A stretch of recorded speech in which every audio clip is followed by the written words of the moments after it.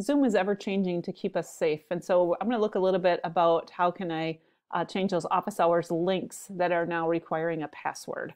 So before I do that, how do you know you have the latest version of Zoom? So what I'm going to do on my keyboard, I'm going to press the F4 key.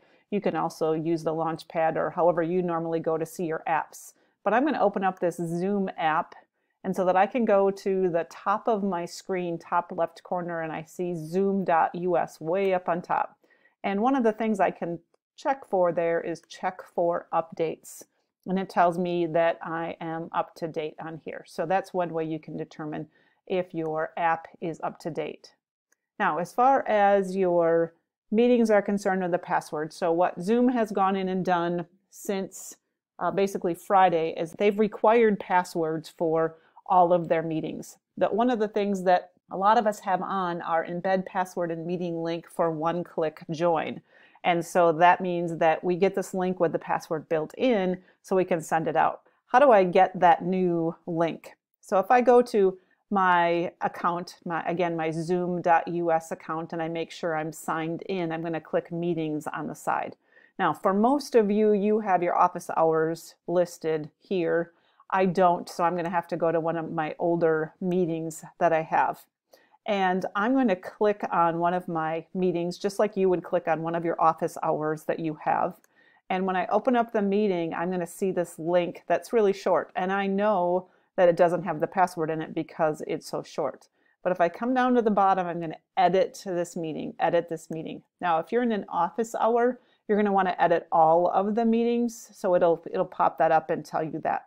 Now this is kind of crazy, is what I really don't need to do anything in the meeting. I just need to open it up and then I need to save the meeting again. And once I do that, look at my URL. It is now a much, much longer. And so instead of just the 9-digit code, it now says here the password PWD equals, and this link is built in. So this is what you're going to need to copy from here. And once you copy it, Command C is a shortcut for copying. You're either going to need to go to Homework Hotline or our Zoom links, and you're going to need to paste it into the correct spot.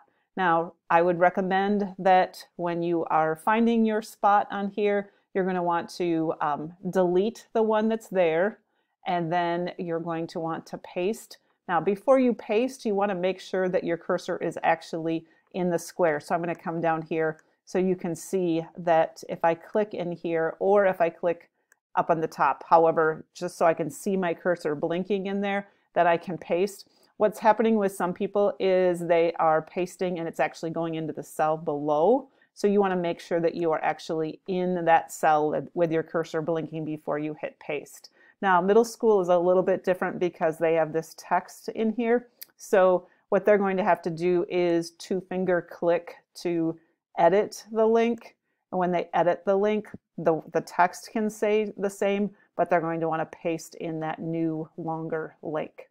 I hope that helps.